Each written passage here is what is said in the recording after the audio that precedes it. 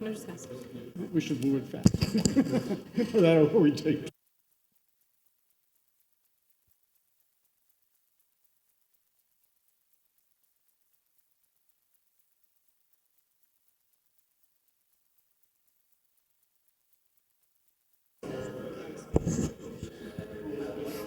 Let's go ahead and get started. We do have a quorum. If everybody could please take their seats.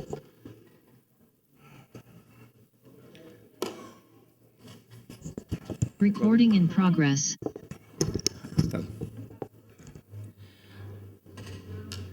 Good evening. I'd like to go ahead and call the meeting to order. I'd like to ask everybody to please silence all phones and beepers.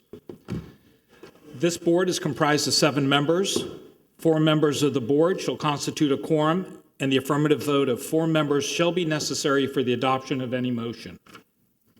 If only 4 members of the board are present, an applicant may request and be entitled to a continuance to the next regularly scheduled meeting of the board.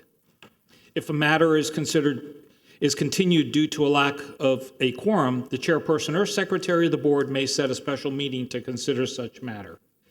In the event that 4 votes are not obtained, an applicant, except in the case of a comprehensive plan amendment, may request a continuance or allow the application to proceed to the City Commission without a recommendation. Pursuant to Resolution Number 2021-118, the City of Coral Gables has returned to traditional in-person meetings. However, the Planning and Zoning Board has established the ability for the public to provide comments virtually.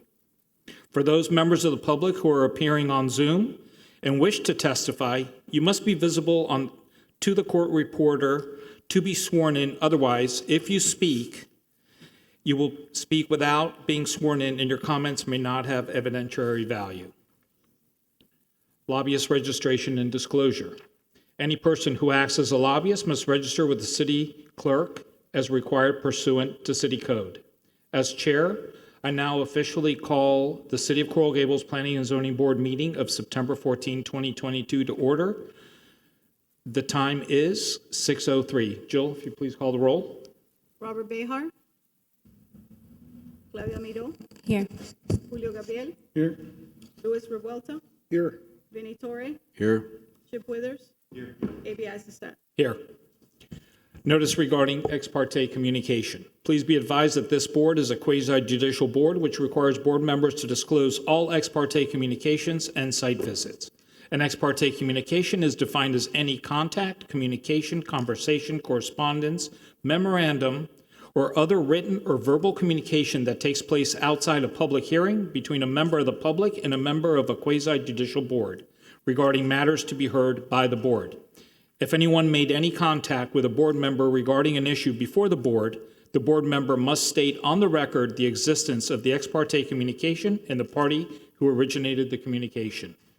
Also, if a board member conducted a site visit specifically related to the case before the board member must also disclose such visit. In either case, the board member must state on the record whether the ex parte communication and or site visit will affect the board member's ability to impartially consider the evidence to be presented regarding the matter. The board member should also state that his or her decision will be based on substantial competent evidence and testimony presented on the record today. Does any member of the board have such a communication and or site visit to disclose at this time? None? Swearing in. Everyone who speaks this evening must complete the roster on the podium. We ask that you print clearly so the official records of your name and address will be correct. Now, with the exception of attorneys, all persons physically in the City Commission chambers who will speak on agenda items before us this evening, please rise to be sworn in. That includes city staff, please.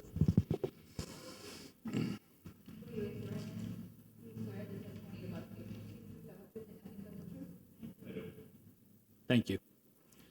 Zoom platform participants. I will ask any person wishing to speak on tonight's agenda item to please open their chat and send a direct message to Jill Menendez stating what you would like to, the item that you would like to speak before the board, and include your full name. Jill will call you when it's your turn. I ask you to be concise for the interest of time. Phone platform participants. After Zoom platform participants are done, I will ask phone participants to comment on tonight's agenda item. I also ask you to be concise for the interest of time. The first, let's go ahead and approve the minutes we have of August 10th, 2022. Has everybody had a chance to look at those? I'll move for approval. We have a motion. Second. We have a second. Any comments? No? Call the roll, please. Claudia Miró, Yes. Julio Gabriel, Yes. Luis Revuelta, Yes. Benny Torre, Here. Yes. Withers, Yes. A.B. Eisenstadt. Yes. The procedure that we will use for tonight meeting. First, we'll have the identification of agenda item by the city attorney. Second, the presentation will be done by the applicant. Then the presentation will be done by staff. In some cases, the applicant is city. Then we'll go ahead and open for public comment, first in chamber, then the Zoom platform, and then the phone line platform. We'll go ahead and close public comment. Close for public comment, board discussion, motion discussion, and second of motion, if any. Then board's final comments and a vote. Tonight, we have a new board member, Julio Gabriel. He has old new. I have had the distinguished pleasure of actually serving with Julio several times in the past. Julio, welcome back. Thank you. If you would, just tell us a little bit about yourself to familiarize everybody. Is it on? Yeah. My name is Julio Gabriel. I live at 1126 South Greenway Drive. I've been a resident of Coral Gables for the last 50 years. Also a practicing architect till a few years ago when I retired. I've been on the board, I think, for 4 or 6 years previously. Yes. And I'm very happy to be back. Thank you. Thank you very much. Welcome back again. So, we were able to get rid of the attorneys. Now we're getting overloaded with, architects. and stuff. What can you do? It's not so bad. Oh, my God. Where's this world coming to? The good thing flows to the top. Thank you. The first item on the agenda, E1, Mr. Ceballos, if you'd please read that into the record. Item number 22-4188, a resolution of the City Commission of Coral Gables, Florida, amending previously approved resolution number 2008-196, which amended resolution number 2005-231, pursuant to zoning code 14-203 to amend the condition regarding illumination on parcel 1 legally described as lots 1 through 11 and lots 39 through 48, block 16, and parcel 2 legally described as lots 1 through 5 and west 24 feet of lot 6, and lots 43 through 48, block 17, craft section, address 2701 and 2855 Lejeune Road, Coral Gables, Florida, and the approval and all other conditions of approval contained in resolution 2008-196 shall remain in effect and provide for an effective date. Thank you. Jennifer Garcia, City Planner. Could I have the presentation, please? I'm not the applicant, but I'll be presenting. The applicant is here. If you have any questions for him, okay? So we're here to modify an existing site plan.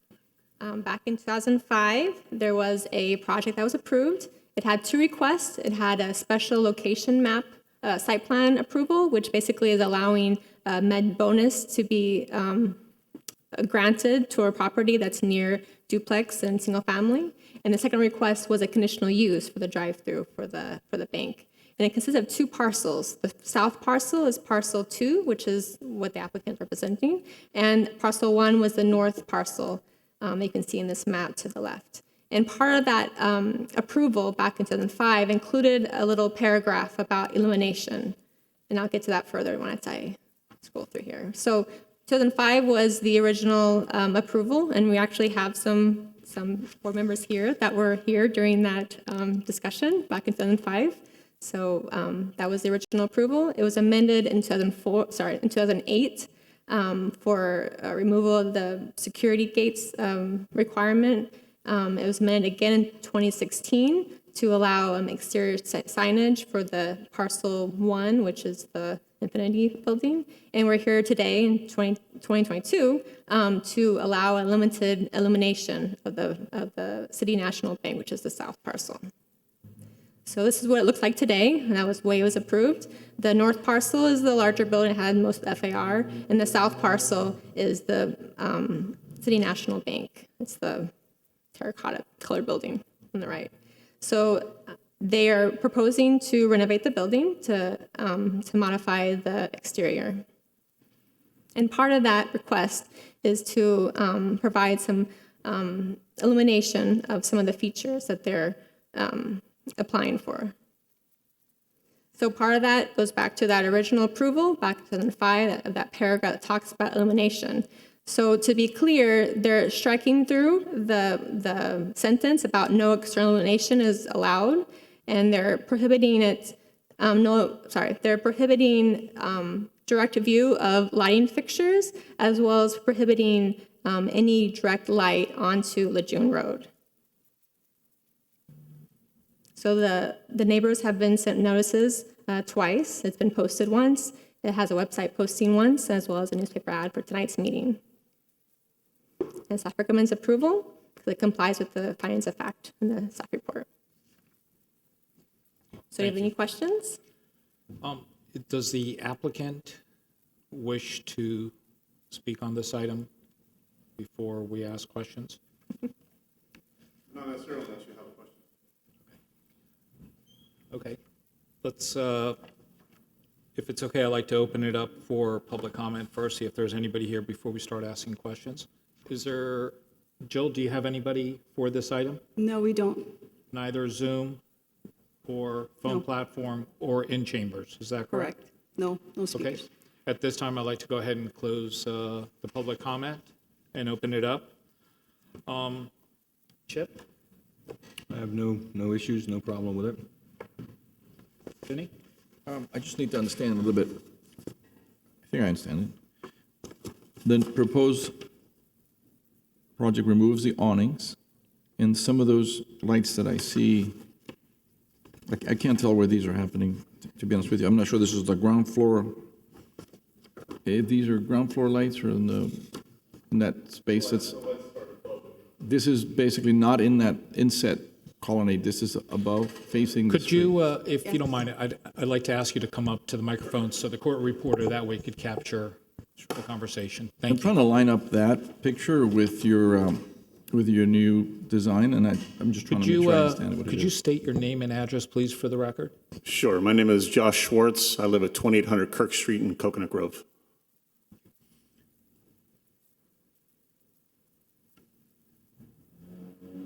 And these just will go around the windows and surround the windows with these?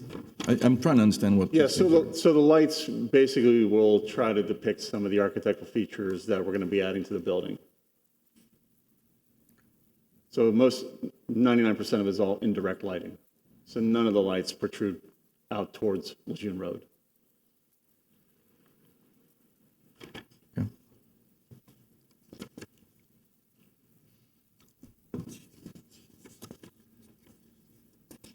Is the intent for all the windows to have that surround? Is that pretty much, I think what you're seeing is probably the light dispersing across. So just seeing so many there of aren't these? lights above Yeah, every these are up window. 1, 2, 3. I'm having trouble understanding if this is every window gets one of these or not. That's why I just don't quite understand. You're just seeing different views, so you're really seeing just a reflection. I I have no believe further question. they're proposing to have panels over the openings of the parking garages, and that's what you're seeing, that light that looks like it's going around a window, but it's really not. It's just illuminating behind that panel to hide both the parking, obviously, and the lighting fixtures. Do we know why it was so severe that it was no illumination before? I mean, I understand there's across the So street residential, but it was pretty severe. researched this. I dug through the minutes of planning and zoning, through commission. It was there from the staff report as a recommended condition of approval. So some conversation must have happened before it came to planning and zoning. So I don't have any record of why that was. Speaking with people, it seems like it was more of a concern of the signage, of illumination of the signage. I have no further questions. Okay. Let me go ahead and call Julio. Answer the question. I was just wondering why it had been not approved with lighting originally, but I don't have any problem with the project. Thank you. Claudia? No questions or concerns? Questions, concerns? One question. So, one question. The canopies are projecting over the sidewalk or over the setback? I believe they're projecting over the sidewalk. I guess I don't have a site plan that shows Which is that. The canopies today are pretty much over the setback. They don't go over the sidewalk. The building setback a little bit from the sidewalk? Correct. Okay. So they don't go over the public realm of the sidewalk. They end at the property line there behind the sidewalk. Correct. The question that I had for you is, I noticed on the renderings that the signage is on the corner for City National Bank. To be clear, the address is not changing or anything, or your front entrance is still where it exists today? That's correct. So the entrance has not been shifted? No. Okay, that was my only question I had. Any other comments from the board? Anybody like to make a motion? I'd like to move for approval. We have approval? I'll second it. I think Chip went ahead and that's set right. up a little hand there. We have 6 items. don't we? Chip second. I'll second it. I'll second it. It was actually at the same time, so I don't know who was first. Any discussion? No?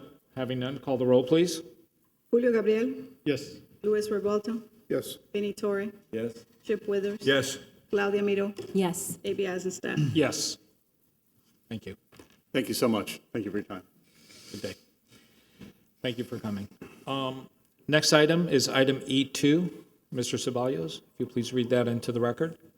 File number 224581, an ordinance of the City Commission of Coral Gables approving the vacation of a public alleyway pursuant to zoning code Article 14, process, Section 14-211, abandonment vacations, and City Code Chapter 62, Article 8, vacation, abandonment, and closure of streets, easements, and alleys by private owners and the city, application process, providing for the vacation of the north-south public alleyway lying between lots 9 through 16 and lots 8 and 17, Block 97, Coral Gables, Riviera, Section Number 2, according to plat thereof recorded in Plat Book 28, page 18 of the Public Records of Miami-Dade County, Florida, providing for substitute perpetual access and utility easement, setting forth terms and conditions, providing for an effective date. Thank you. See? We'll go ahead and have the applicant make his presentation first.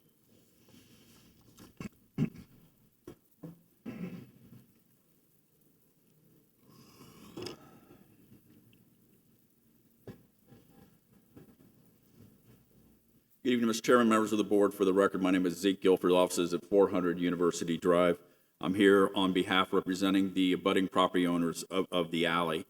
I wish I had some pretty pictures to show you and nice that these architects have drawn, but this is very kind of a, I want to say, very simple, boring application. We're actually requesting the alley between Amalfi and Rosaro to be vacated. It's a standard alley, 20 feet wide by 6 feet long. You want to turn it a little bit? It's for the, Oh, I'm sorry. trust me, I usually have them pointed towards you too. What's interesting here is that if you look at the actual map of Merrick. If you could talk into the microphone. There we go. There we go. For the core All right, if you actually look at the map from Merrick, this is the block here. You have 3 blocks that are green. Those 3 blocks are actually, we're supposed to be commercial designated. Over time, the second block, let me go back here. The second block is now a medical office complex, and they vacated the alley in the 1961. So really, the only alley you have is here. The alley in this block has never been used by Public Works. It is grass and landscaping. It has been maintained over the years by the abutting property owners, and staff has recommended approval. I believe staff is in agreement, and Hermes is in agreement with condition C, which we're going to add to that sentence, unless approved by the Board of Architects. Am I right? Oh, Public Works Director, I'm sorry. Already cut them out. Other than that, we accept staff's recommendation of approval, and we ask that you recommend approval as well. Thank you. Thank you. Jennifer? Thank you, Zeke. Sure. Can I have a request? Is there a way that on the screen, we can have blown up the property? Yeah, All the I'll show properties? with PowerPoint. Okay. You should be able to see it then. Perfect. All right, so you can see here that Rosario is the north street, Amafia is the south street, and there's Lejeune going north and south. So you can see that there's 8 platted lots, even though there's only, I think, 3 houses that are facing Lejeune. And here's an aerial looking at the area. So you can see 4 houses on the Lejeune part and 2 houses on the west side. So this is the red rectangle is showing that alley space, and those are the 5 houses that basically would split the alley once it's vacated. And then zooming into that even further, you can see that's the 4,000 square feet, because it's 20 feet by 200 foot long alley, north-south. So they've gone to DRC in May, they had a neighborhood meeting in August, and here we are planning and zoning.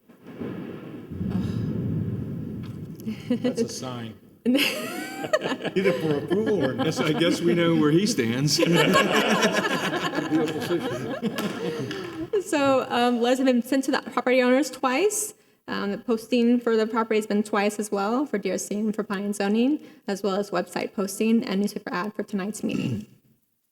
This is the area that was notified by mail. And staff recommends approval with conditions, with condition of that last one to add in Public Works to allow an encroachment as needed.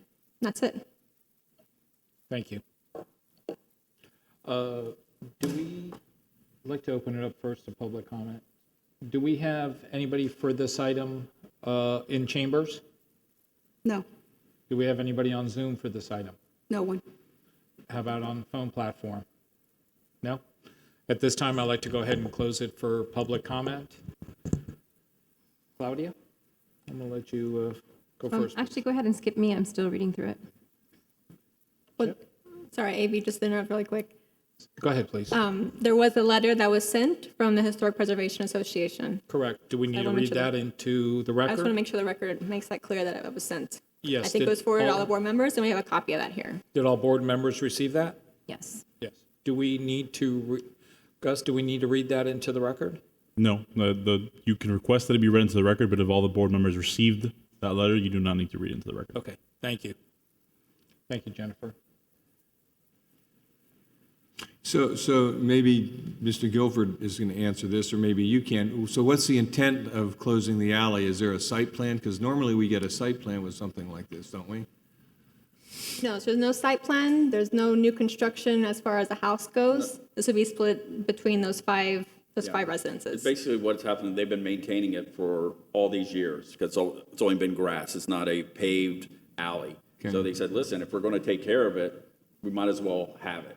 And to be honest with you, it really doesn't do much to the homeowners or for the homeowners, because essentially what we're doing is we're now granting back that alley as a utility easement, because we have telephone lines and we also have a water line going through there. So essentially, let's just say they had a 10-foot setback in their original house, they can now go to their property line, but they can't encroach into the what was the alley. So it's not being done for redevelopment or anything like that? That's Absolutely done.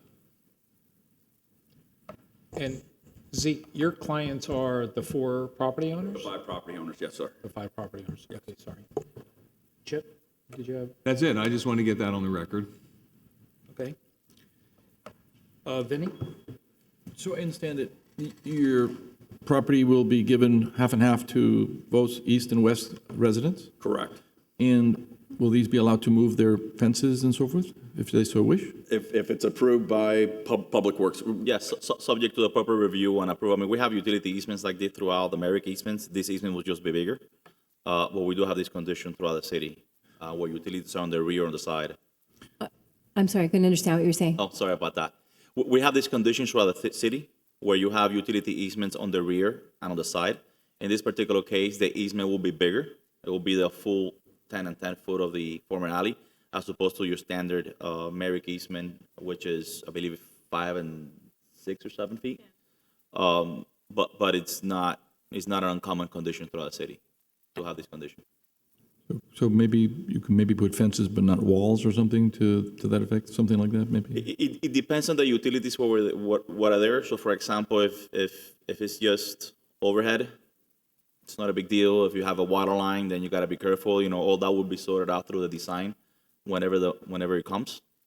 So it's no different than you have your easement in the back and you have all sorts of stuff back there. Those easements were originally done for the purpose of water, sewer, and overhead utilities. So.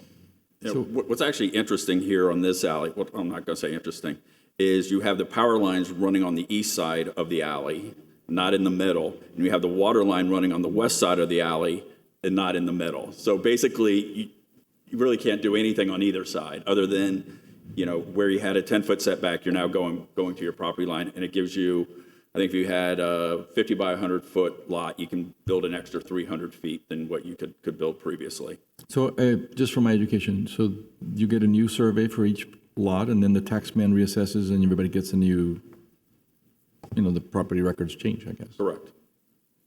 Correct, yes. That's all. Thank you. Valerie? Yes. I have a question for the Public Works Director.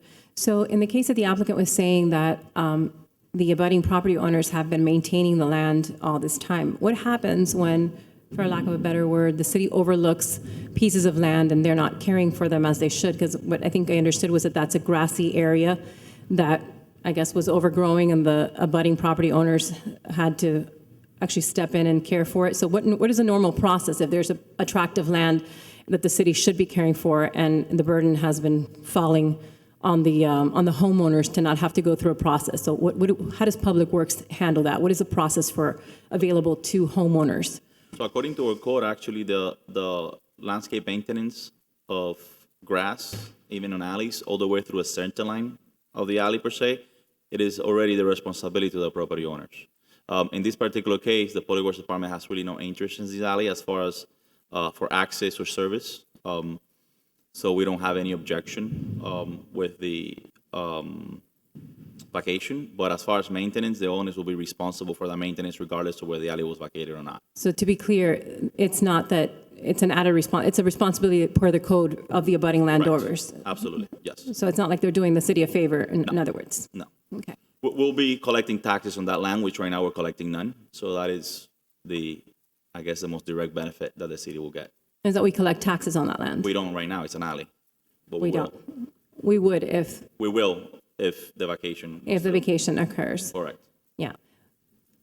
Okay. Thank you. Thank you. Louis? Well, Six said this was going to be a boring application, and we had divine intervention. Six, one question, the alley was never connected to the street? We don't have any records indicating that alley was ever built up. Not as far whether there was something there 50, 60, 70 years ago, I really cannot tell, but at least as far back as we can go, there's no evidence that alley was ever paved. Interesting, because normally you have what you said, easements in the back of a whole bunch of properties, but alleys, I've never seen an alley behind two rows of single. There's a handful, and I believe the original intent was for that area to be commercial, right? And it just never materialized. So on a commercial area, having an alley in the rear for access and services, it makes sense. Who's setting the width of the easement? At this point, It's the width of the alley. And the owners are fine with that? If it was me, I would like it to be the standard 5-foot easement, just because it makes a difference whether you can build on 5 feet or not. And at that point, the easement at 10 feet, this is none of my business, I'm just. No, to be honest with you, Louis, this is actually better for the owners, because where the water line sits, they would potentially be giving part of their property now to the utility company, versus just keeping it at the alley. Okay. So if they're fine, it's, Yeah. I was just, Not only that, I mean, we wouldn't necessarily object to a narrow alley, subject to the needs of individual utility companies that are there, except that the owner will have to go through their relocation. again, I don't want to throw any monkey So wrench. it's probably not worth If the the alley is while. narrower, it's better for the neighbors, but if the neighbors Right. don't care, but Thank you, Louis. Any, Julio? I have another question. Yeah. The other question I just came to mind is, I know that the applicant and also the city staff said that there's no plans in, selling the property now, but if there were plans to sell the property in the future, would not vacating the alley pose an impediment or some sort of obstacle for selling all 5 properties together? Like, let's say a developer came and said, I want to buy all 5 of these properties. Would not having that alley vacated be a problem? Not when it's zoned single family. If it was a zone multifamily or a mixed-use district, then But if the zoning were to change in the future? yeah, but And if the- unlikely. And if the Unlikely. developer will Right. buy all that, then they will have to probably come back, and part of the process would be to redo whatever it is that, they need to change the zoning and the land use map, right? right? Right. So, Yeah. So it's a very tedious Very, process. very, very tedious. Okay, thank you. Is there any property, any of these properties that are 5,000 square feet or under? Of the 5 properties that are there? Do you know the average size of one of the No, properties? the 2 main lots, I believe, or, does it say here what those are? 20. the original, the platted lot lines are 25 by 100, at least the ones that are facing Lejeune. Lejeune. However, I think you have houses sitting on multiple lots. Right, because there's 3 houses along Lejeune. So you got at least one 50 by 100, So that's 5,000 square about feet. 5,000 square feet. The reason I asked that question is because the minimum buildable Lot is lot is 5,000. 5,000 square feet. So if you've got a property without this at 4,930, you wouldn't be able to rebuild. By doing this, that would afford or allow that individual or that property owner to build. Sure. And as you said, they're, on average, you would say they're getting about another 350 square feet to Right. buildable? If you have a 50 by 100, and just figuring 35% that you could build, that'd be another 350 feet. Okay. To me, I like the fact that you have, if somebody has a 5,000 square foot lot, now you're able to have a little bit bigger of a lot, so you don't have an issue with the city. And your setback changes too, because your Correct. property line changes. So even though you cannot build on the alley per se, you can get closer to whatever you were If they want to before. build a pool now, they probably can. Well, they got bigger. Yeah. Now, have they marked for any utilities currently? Do we know what utilities are running behind in that easement? We know for a fact that we have power lines, we have water, And water. we have, I don't think we have sewer. No, Everybody's on septic tank. They're on septic, I think, in that area, right? So there's no water lines on right. there. Is the water line, I'm sorry, the water line is an active line or is Yes, just a? yes, it is. So, And so this property there's a mini market. So that's on the other side of the street. There's a mini market, I think, that comes in when you come in from Lejeune. It's on the same side, it's the same side. Right, but on the other side, because there's an alley that's drivable behind that mini market. That's there. There's a, I just want to be clear that this doesn't go through or won't impede later going Talking through. about this lot right That here. is correct. So you got, I think, was it Don Pan, and then right behind it, you have like the convenience store. Correct. And again, this block here, the alley has already been vacated, so you don't even have a through alley to get through. Okay, but behind that convenience store, there is an alley existing. Which makes sense. If you're going to have a commercial piece of property, you're going to put your Correct. garbage behind and everything Correct. else. So now that it's residential, it doesn't make any sense to have the alley. Okay. Any other, I have a question, Mr. Chair.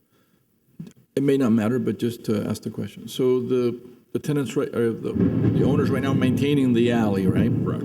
So once this happens, somebody may move a fence, somebody may not move a fence. Is there going to be some cohesive way of how this goes forward in terms of what happens to the alley? Does somebody plant grass, somebody may not plant grass? Is there something here that goes together, or is everybody just kind of on their own as it moves It will be up to individual property owners to pull a permit to move their fence. And if they don't, then everybody maintains their sliver? Or They'll their still little- have to maintain it so regardless. that sort of space now becomes that person's? Right. They weren't actively involved with this, so to me, it makes sense. Why would you not do this unless you want to move your fence, right? So, but ultimately, they'll have to pull a permit and do whatever they need to do to make that happen. Has there been any comment from the property owners behind? In other words, if one person moves their fence and now they go closer and then the other person does, has anybody talked to those property owners that are behind, on the other side of the alley? I'm not following you. On the other side of the alley, there's homes. Okay, on the other side of where those two Yes. houses are. We did a neighborhood meeting. Okay. Only one person showed up and was nowhere, lived on Riviera, in a condo on Riviera, so, So none of those property owners said, I want part of that alley. no. He's thinking there's the two houses on the other side of the alley. Correct. Isn't that going 50/50? Aren't they getting their half? I'm sorry. Yeah, there's two homes, so But I they're was getting half of wondering, the alley. I was wondering if any of those owners would say, you know what? If you're giving away some property, or I can want a go piece. into that property, maybe I want a piece of that so I can expand. Right. Well, this owner here will get their 10 feet. So this is the one on the other side. Here's Lejeune down here. Okay. So these people will get 10 feet. These people will get 10 feet. Oh, okay, that wasn't clear to me. Yeah, I'm sorry. It goes to the center line of the road. Each property goes to the center. That's perfect. And that division is as per the reversionary rights of the original underlying plat. That's the way to So do there's it. there's no question about that Yeah. division. Just in my mind, it was the five properties were getting that Right. alley. Well, the five, remember the five is three on Lejeune and then the two on the other side of the alley. Understood, okay. Any other, Yeah, for my own education, do the properties have to be replatted now? No. No. No, and- Basically, the legal will be lot, let's say 5 and 6 in 10 feet of the vacated alley. Well, they don't have to be replatted, they don't have to be resurveyed, the city will just adjust the plat description. What they should probably do is submit Like a quick claim it's a deed. quick claim Recording deed in to progress. the recorder of the county with eventually if and when this passes as a backup, and have that recorded at the county, and the property office will pick that up automatically eventually. The property assessor. Right. any other comments? No? Anybody like to make a motion? I'll move it. Second. We have a second. Any comments? No? Call the rolls, please. Roll. Luis Revuelta, Yes. Vinnie Torre, Yes. Chip Withers, Yes. Claudia Miro. I just wanted to make a comment before.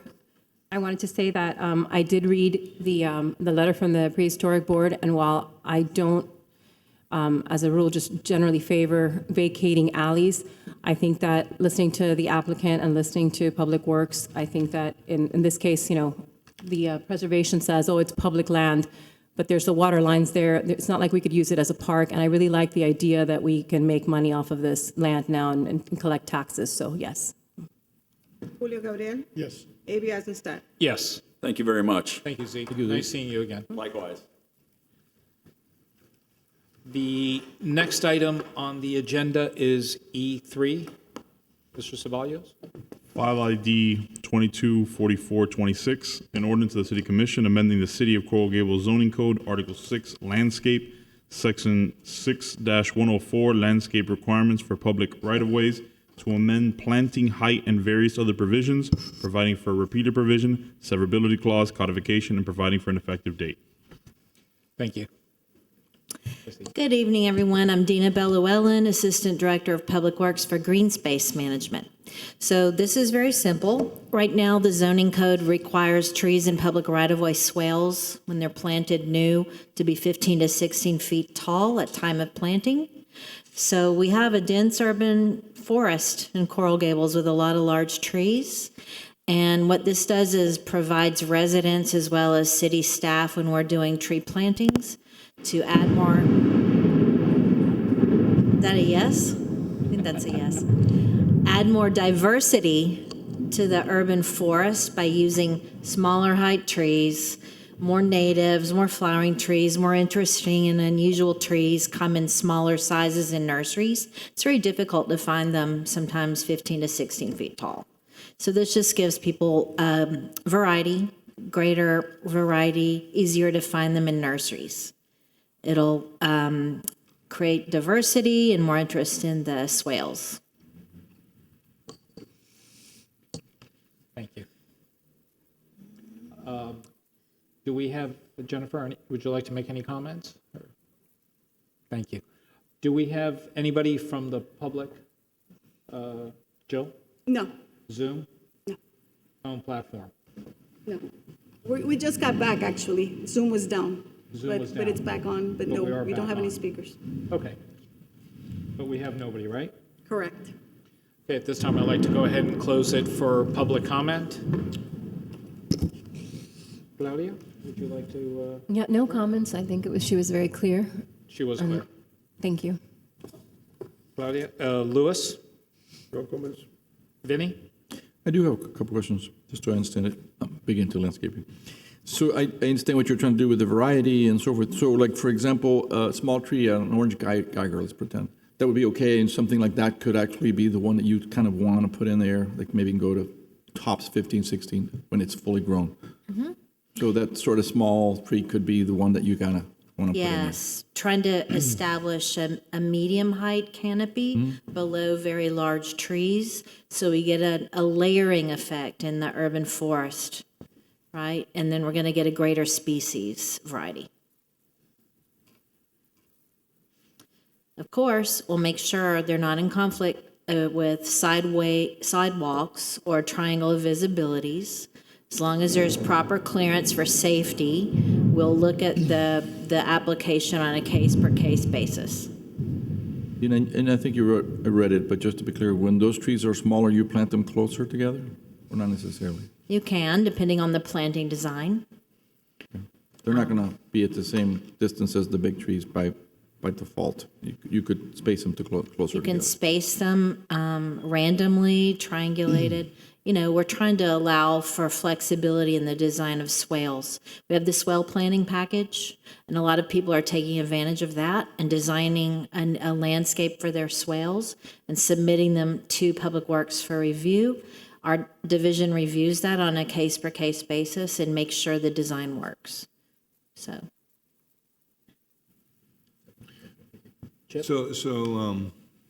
Thank you. So how do you manage the whole triangle of visibility issue?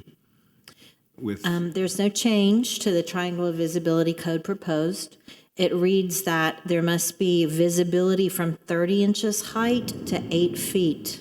So you must have a trunk that you can see through from 30 inches up to 8 feet. All the ground covers in swales have to be maintained below 30 inches tall.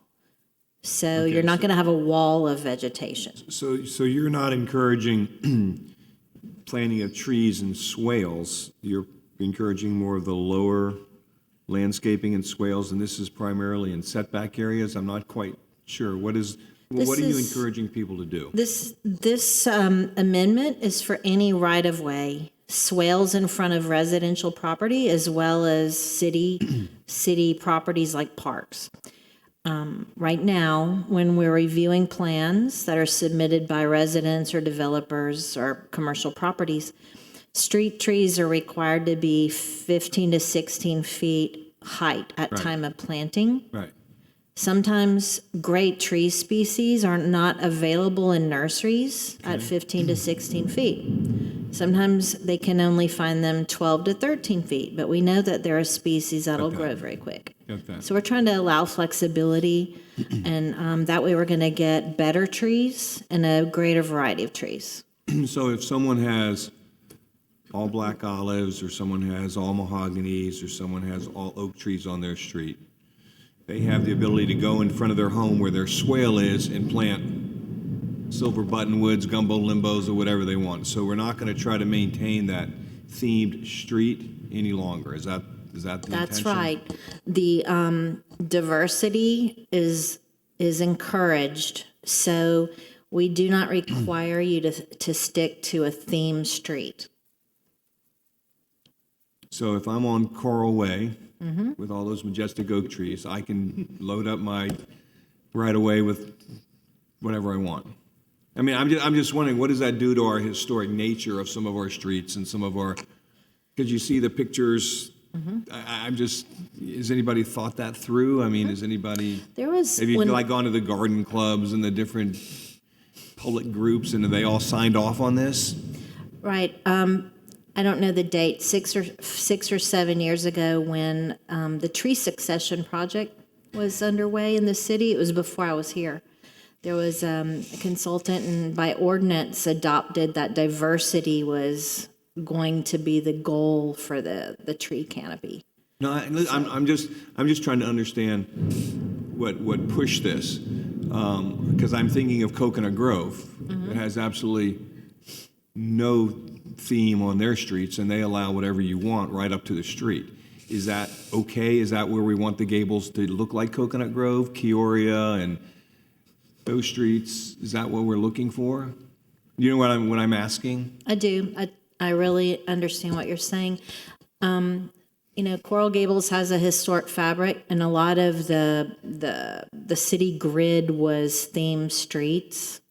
There are certain streets that have nothing but coconut palms. Yeah. Certain have nothing And but they're black ugly, olives. but go ahead, okay. But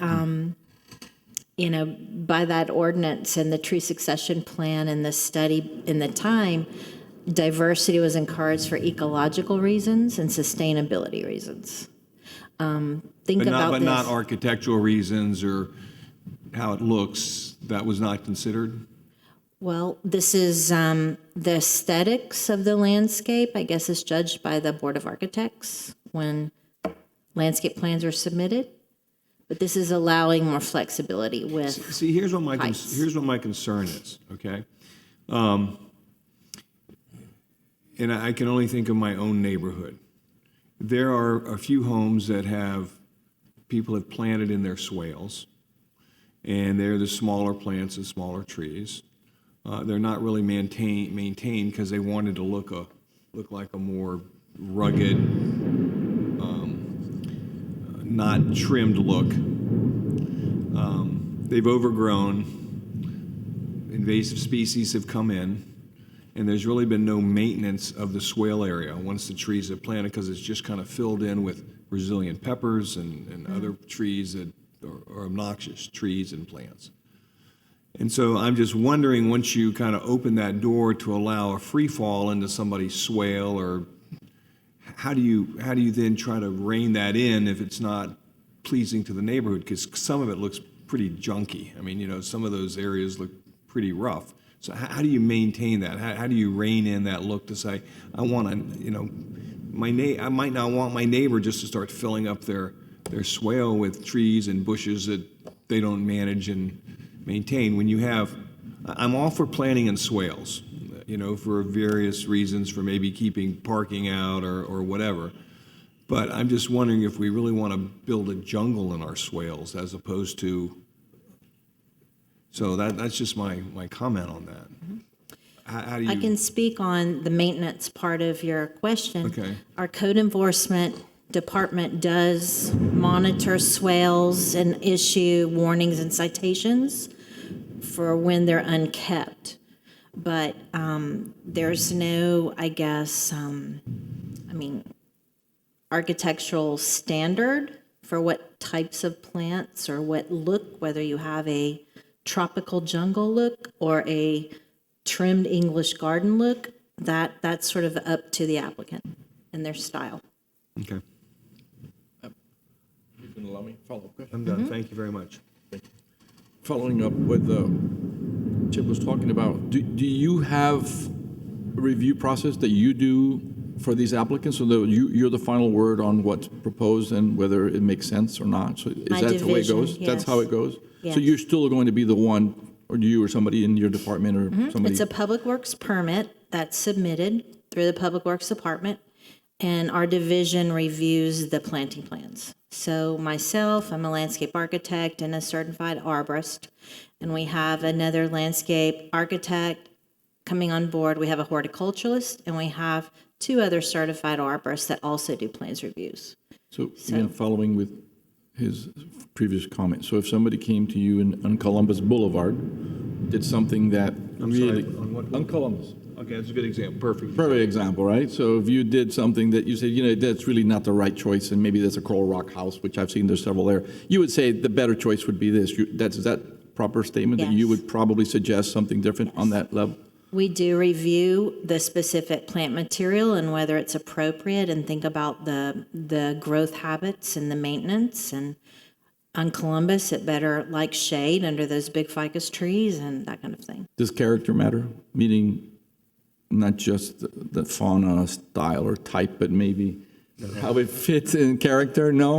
I'm just asking the No, question. it's a free fall, that was my concern. Yeah, well, I'm following your, it's more like, There is no, I don't know, better word to say, okay. style, judging of style of someone's personal landscape taste. No, there's no judging of that. I do have another question. I had written, so as far as the irrigation, you're going to allow people to encroach into the right-of-way with utilities?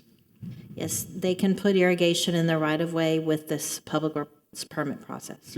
Under the sidewalk? Are they going to allow to put lighting in? We look at that on a case-per-case basis for lighting So it's a generally. yes, people can light their swales now? Well, it depends on the type of project. Some commercial projects, have lighting in the right-of-way. Residential, I haven't seen many applications for lighting in residential swales, no. There's a lot of lighting that I'm sure is in our city that shouldn't be there. Right. So, But this is just tree height, but if you have more questions about lighting, that would be a Public Works review question. but you're going to allow utilities like water? We do allow irrigation systems with planting through the swell planting permit. Okay. The owners or residents will sign the covenants, and they become responsible for the maintenance of the irrigation system as well as the landscaping as a whole. And the setback from the side of the street to the tree is what?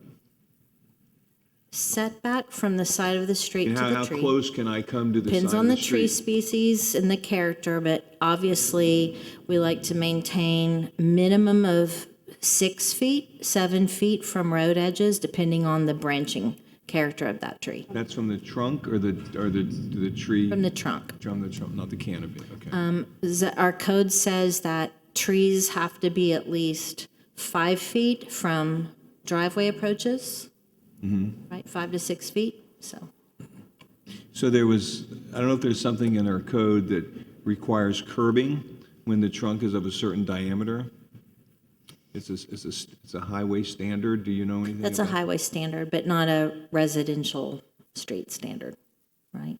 I'm sorry, so, because Segovia has curbing because those oak trees are a little bigger, so this is, so if someone puts a bigger tree and it's not going to require curbing in front of their house, the city can't come back and say you need to put curbing in?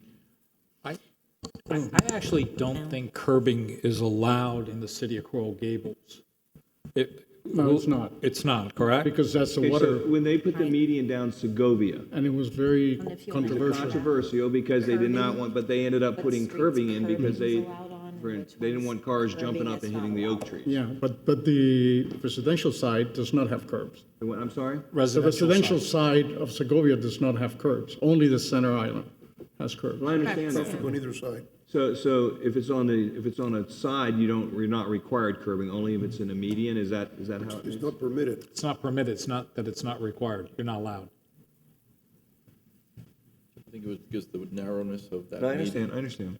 It usually depends on the intersection. So there's some intersections, like more recent traffic calming intersections that have the circle in the middle. They do provide curbing because they need to be able to control where that drainage goes. Right. And it also depends on where the drainage is going to be located too. If they need that curbing or if it could just filter into the. And I just want to clarify something. This text memo is just for the landscaping to allow Dina and her team to be able to use their discretion of having different types of tree plantings in the right of way. Nothing to do with lighting, nothing to do with sprinkler systems, irrigation into the right of way. This is just about landscaping. Understood. Okay. Thank you. Thank you. Julio? Yeah. I have a bit of a problem with what you're proposing. I think the beauty of Coral Gables streets is that you have uniformity of planting and you drive down the street and either mahoganies or black olives or oaks or palm trees, but there's a continuity of it. And that's what makes those streets beautiful. The moment you start breaking the rhythm of the landscaping and you don't put another oak tree or another mahogany or another gumbo limbo, as the rest of the street has, you lose the quality of the street. To come along now and start putting smaller trees, different variety, and I understand the need to create a variety of the planting, but I'm not in agreement that all of a sudden anybody can plant an 8-foot tree where you're supposed to be 13 and everybody on the street has the taller trees. I think there's a responsibility as an urban element. The trees, the continuity of the trees on both sides of the street, and as we proceed, is what make those streets valuable and beautiful. To start changing that, I'm not in agreement with that at all. Okay, I can speak on that. Well, currently, we allow diversity in tree species. There's nothing that requires the same tree species to be, no. Within private property. This is public property. No, in street tree planting, we allow diversity now. That already occurs. Let me explain about the diversity. I think when I mentioned during the tree succession project, it's important to get diversity in tree species because of, think about disease, mass kill-offs, mass problems with certain tree species. If there's a blight that kills one specific tree species, we don't want to rely on just that tree species. We want to mix in diversity so there are other tree species to provide the shade canopy and keep it in a sustainable balance. So I think that was the main purpose of this study and the ordinance back during the tree succession plan, as a mission to create the diversity so there's an ecological balance throughout the city and we're not relying on just a handful of species. That was the reasoning. I want to add something to yours, because I think this debate is broadening up a little bit, which I kind of like to do. So back in the day, we had a little bit more freedom. I think I did, or we did. Come Andrew, things started to change. Come Wilma and Katrina, a lot of things changed. From my perspective, when Brooke, your predecessor, was around, it was basically you get 1, 2, or 3 options, and we basically became where we had to plant a single leader oak or this, and he wanted me to plant a palm from Hawaii, I forget the name of it, and it was very, very, very expensive, and I ended up doing something different. But I think that the other side of it is that we got to be where we're repeating for the sake of the hurricane situation. And all I could see was we're trying to do it just to protect from the trees. So it was very protective, and I don't know that we were getting anything more than 2 or 3 trees. From I'm calling, 5, 6, 7 years ago, I remember that's all we were doing. So is that still in discussions, how these trees work with hurricanes and with the winds and all that? Is that part of this whole thing as well? Exactly. Bringing in diversity, more native trees that will be sustainable, withstand the hurricanes. You're right, Vinny. I mean, years ago, to find a tree species 15 to 16 feet tall available in the nurseries in any large quantity, you're pretty much going to get oaks, gumbo limbos, mahoganies, coconut palms. It really limited the options. So nurseries grow a lot of really interesting, sustainable native trees in smaller sizes that we'd like to be able to incorporate in the city. So your emphasis is on native trees? Sustainability and withstanding hurricanes, and trees that protect the health and public, the health, welfare, and safety of the public, meaning very sustainable, strong, resilient trees are mostly natives. But you encourage native trees for people. Encourage natives in the right of way, but we also really would love to see flowering trees. A lot of the public want to bring in some beautiful tropical flowering trees. We have many options. We're blessed to have such a variety of trees that are available in nurseries, flowering.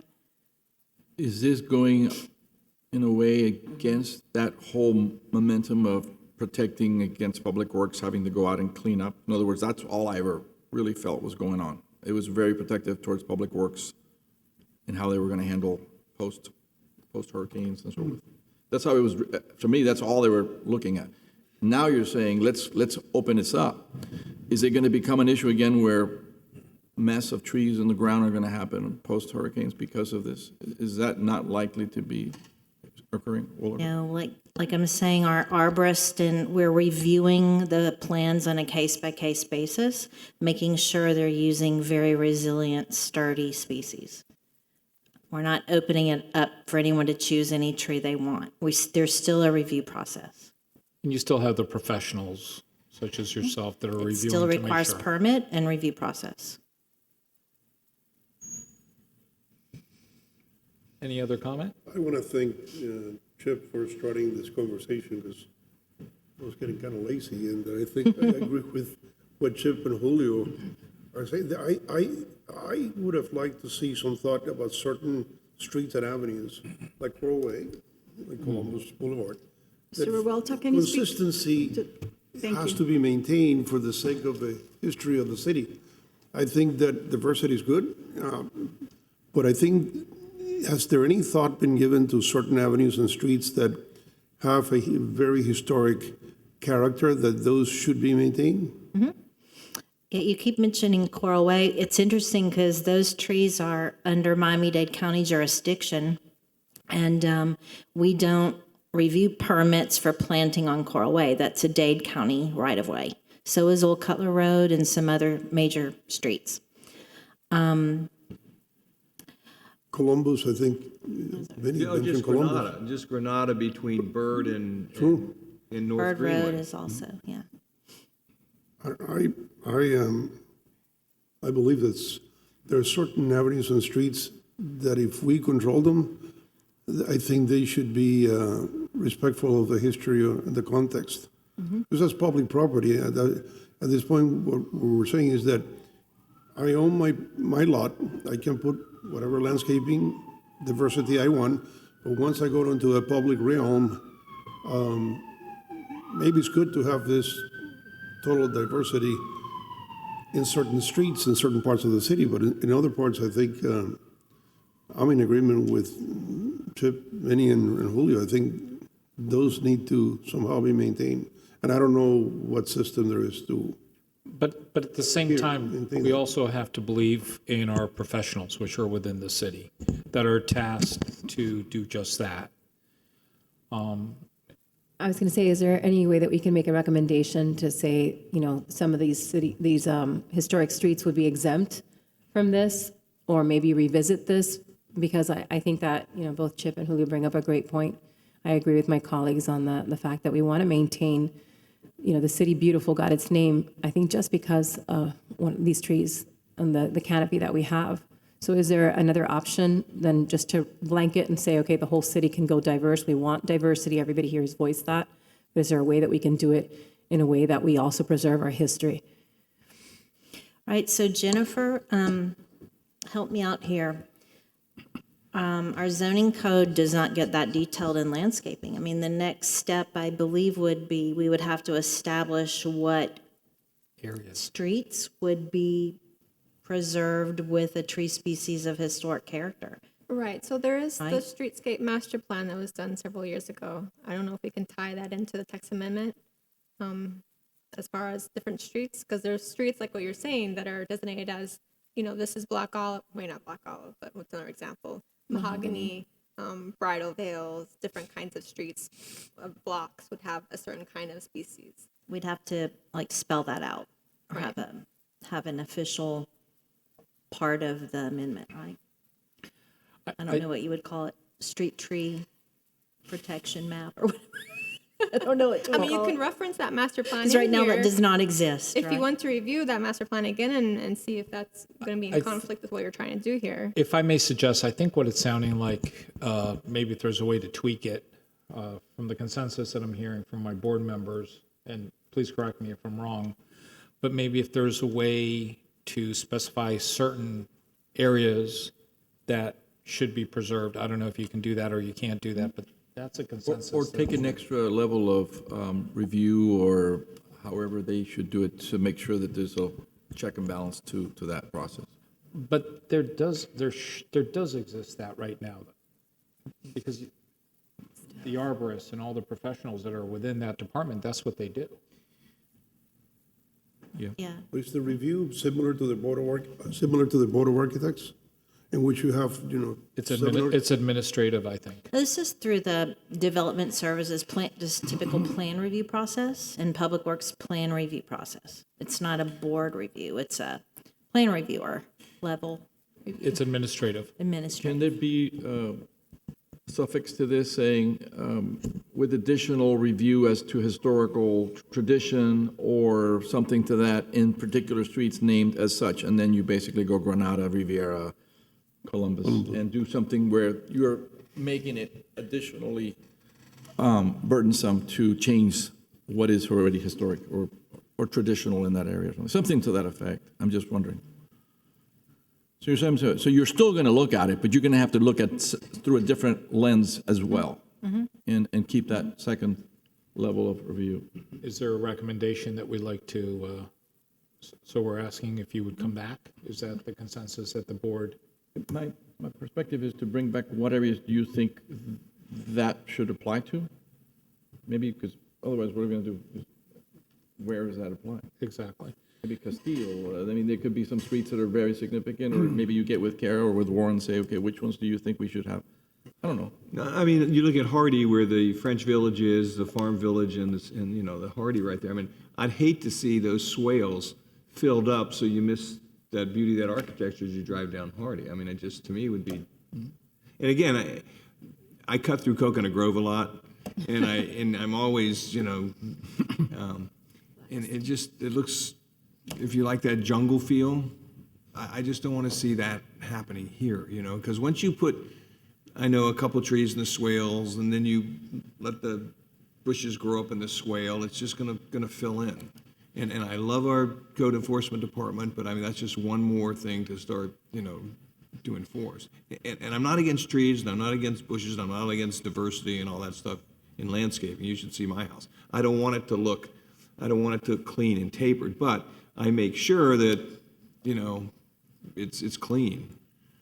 So I guess it goes to the word character. The character of these streets really matter. I think it does. So I don't think that changing the character, because we're doing this on a free-for-all situation, makes somewhat, it gives us a little bit of a. Listen, the landscaping department of the city has been doing wonderful work. Because before, you only used to worry about trees. So all of a sudden, I see that there's an understory and planting and color and flowers, which were not there before. So my hat's off to you guys, because you've created a lot of variety. But I think when you think urbanistically, the rhythm that's set up by the tree planting on the residential streets, it could be historical or not. A lot of residential streets, especially on the North Gables, are beautiful because you have a canopy that's created by a rhythm of trees and same height. And I'm concerned that with this new idea, we might lose that. And we're going to lose quality of the environment. Does it make any sense to have this proceed in some way and come back for a second review 2 years from now, 3 years from now, say it's following some, or I don't know, is there a way to check this out in the future and say what you're doing doesn't quite, I don't know. Well, I think from what I was hearing from my fellow board members was if there was a way to tweak it and incorporate the comments that we have given, that the fellow board members have given, and then bring it back with that. If I'm wrong, please correct me. That's. I think so, because Right.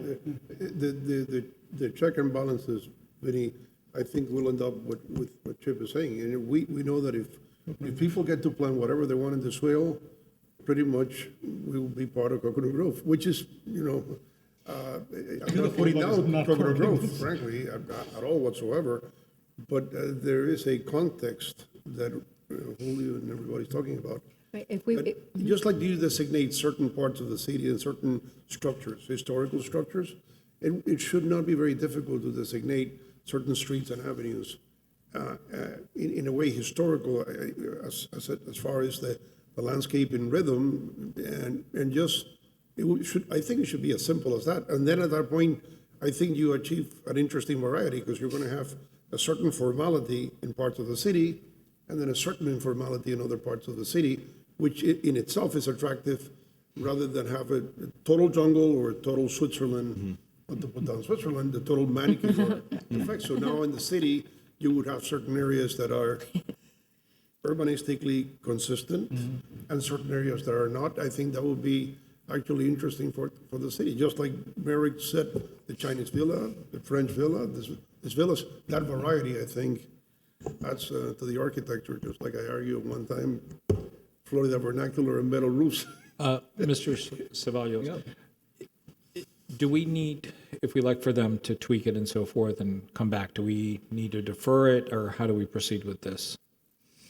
You would just make a motion directing staff that you'd like them to bring it back.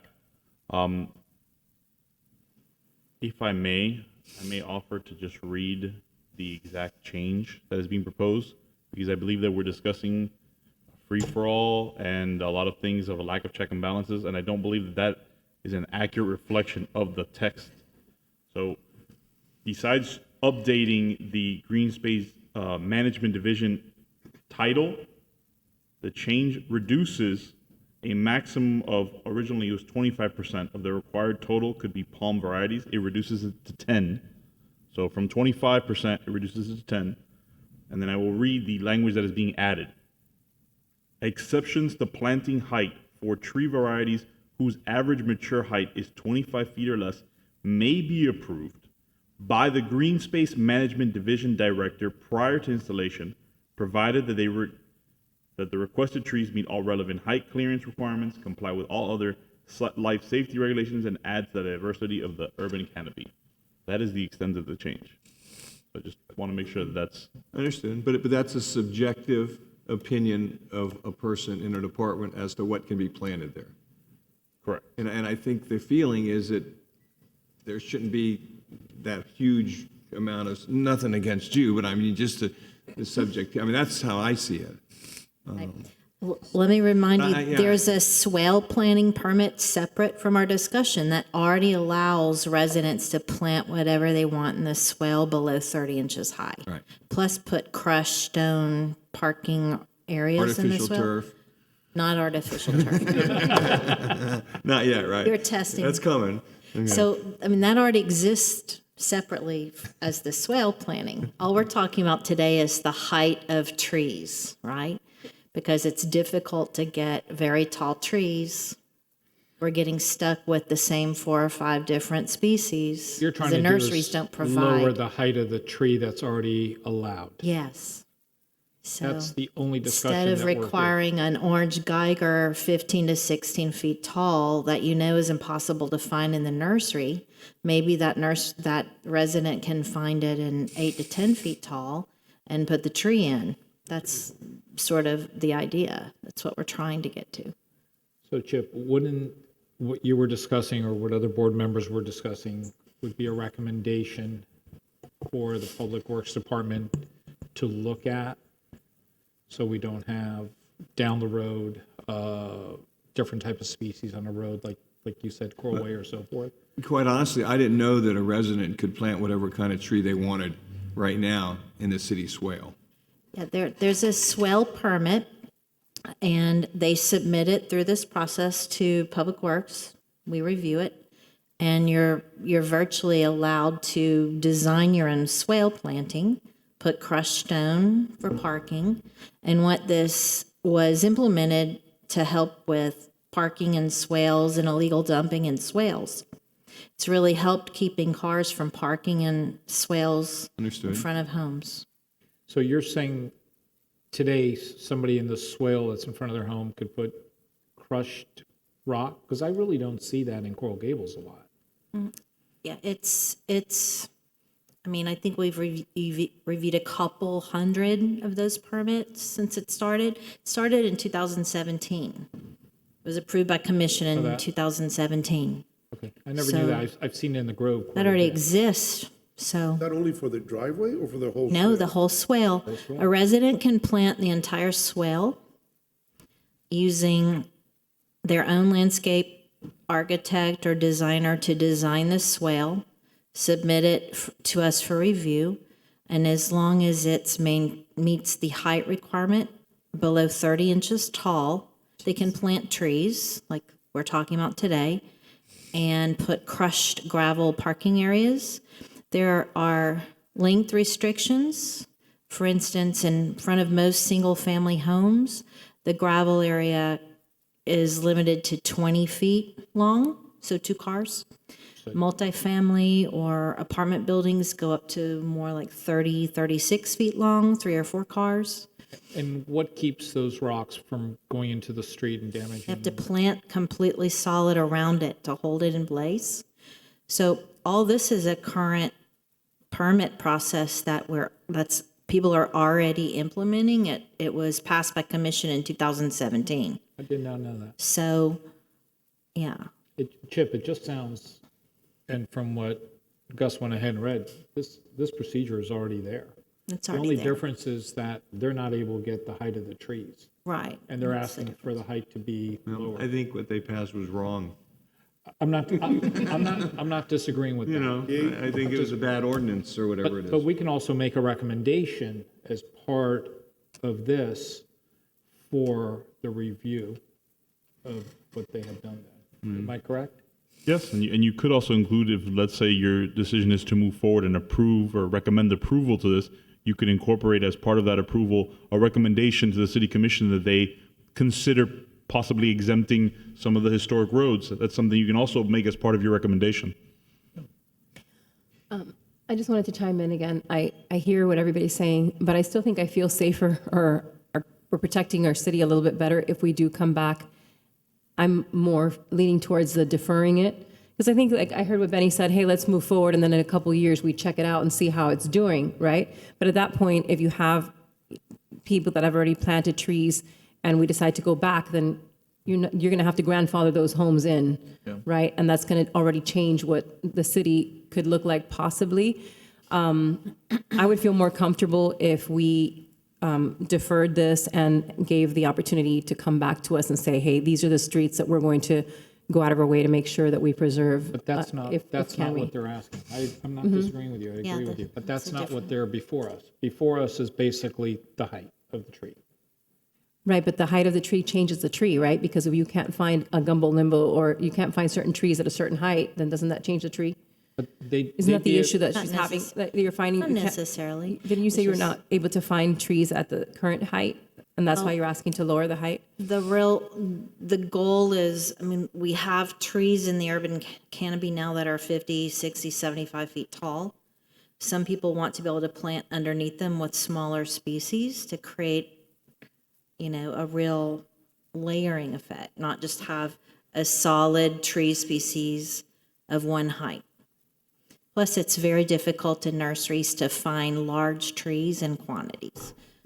I mean, especially development, sometimes we have to make special exceptions because they can't find 35 gumbo limbos 16 feet tall. We might need to make an exception that they have 35 gumbo limbos 13 feet tall to be able to meet the quantities, that kind of thing. All right. Anybody like to make a motion on this?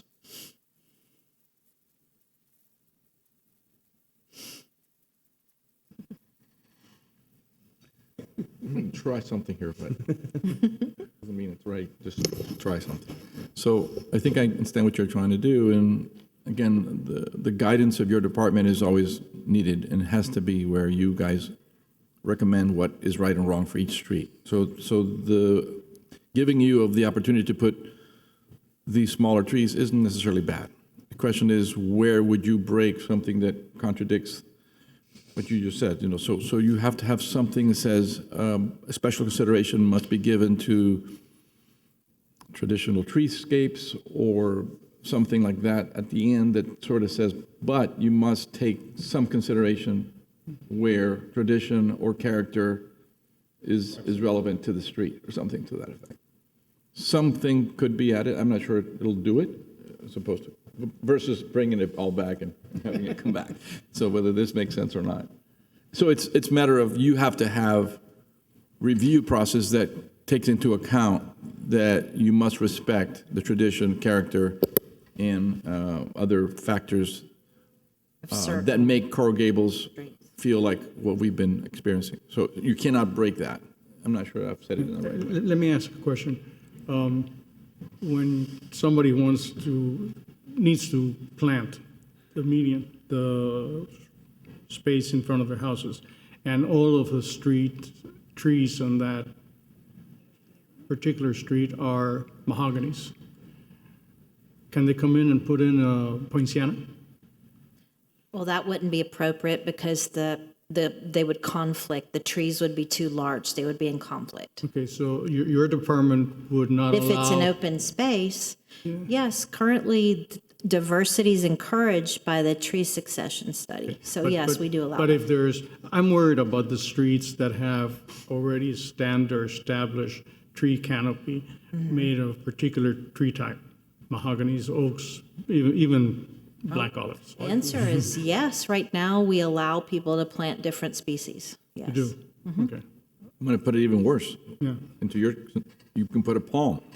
So you've got a street of oaks and somebody wants to put a palm or two. Is that possible? Look, I'm not trying to disparage our neighbors around, but you drive in other parts of our county and you can go down a street and you'll see Coral Poinciana, you'll see a palm tree, you'll see an oak tree, you'll see a mango tree, you'll see an avocado tree and a swale. And I think it looks terrible. I think it just absolutely looks, and I'm not casting any stones on anyone, but I like to see uniformity on my streets.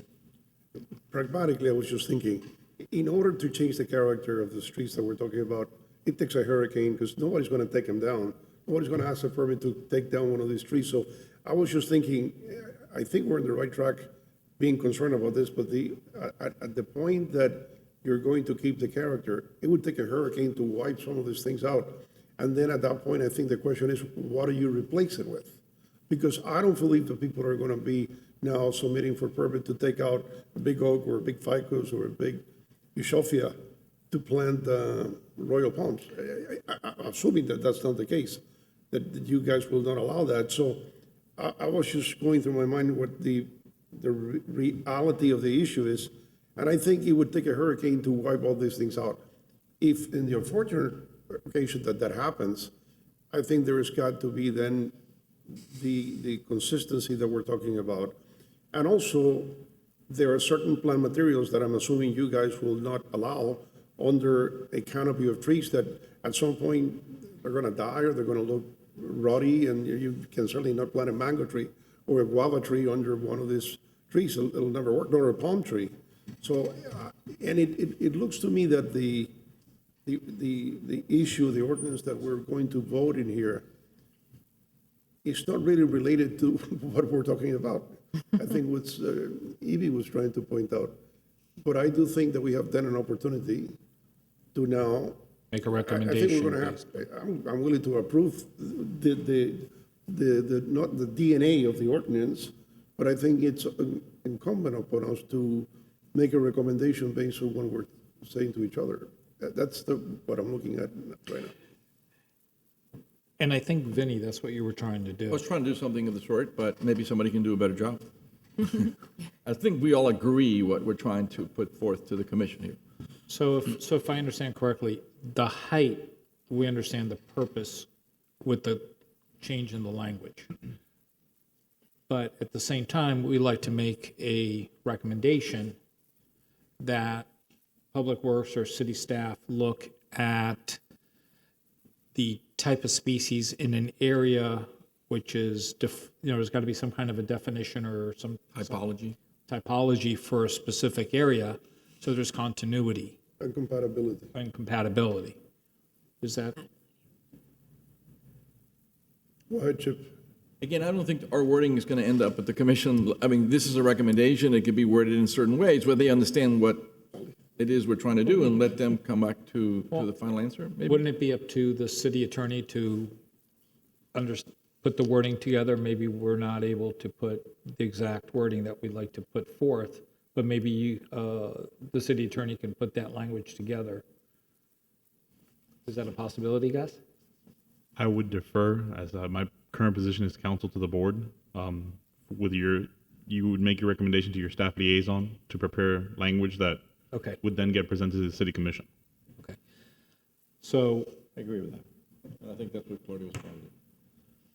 so do we have a motion on the table right now? Anybody like to make a motion? Vinny, you were going to make a motion. Well, I think, let's call it, the thing is to actually push it back a little bit so that you can take these comments and bring back the same thing with some kind of level of protection for the historic character and other things we've discussed here that we want to make sure do not go and get left behind as the measure of this change. But then at that time, you're asking her to change, not the code, is it? You're asking to Proposal. change.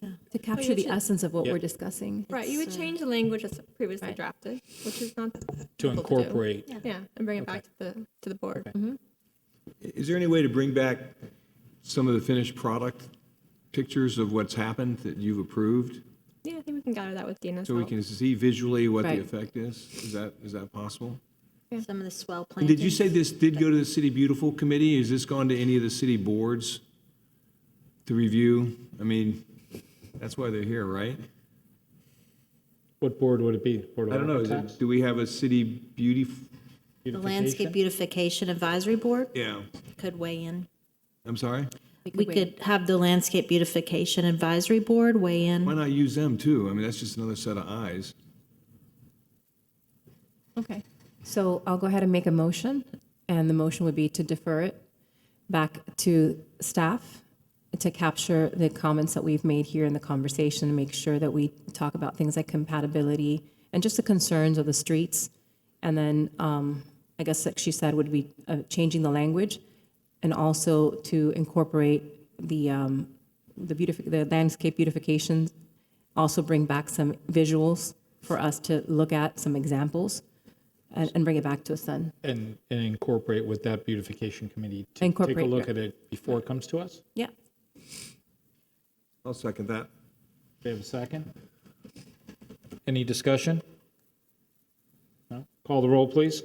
Vinnie Torre, Yes. Chip Withers, Yes. Claudia Miro, Yes. Julio Gabriel, Yes. Luis Revuelta, Yes. A.B. Eisenstadt. Yes. Well, you bit off something pretty big here, didn't you? You thought you would just And we breeze like through you. this. You thought you were going to be in and out of here in 5 minutes. I thought this was the simplest thing in the world. Like, why are they, It's a tough why are group, they let me even tell you. inviting me here? Tough crowd. Dina, thank you very much for coming. You're very welcome. Thank you. Thank you, everyone. We'll see you soon. All right. Okay, the next item on the agenda is E4.